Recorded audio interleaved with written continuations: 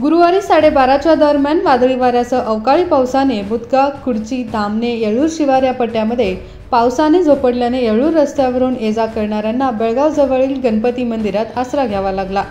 गेल्या 2-3 दिवसांपासून सायंकाळी पावसाची सुरुवात होत होती, पण गुरुवारी मात्र पावसाने दुपारी 12:30लाच आपली हजेरी लावली। सांब्रा, मुतगा, बाळेकुंद्री या भागातून पावसाची सुरुवात होऊन बघता बघता येळूर शिवार, अनगोळ परिसरात तब्बल 1 ते 2 तास पावसाने झोपडले आहे।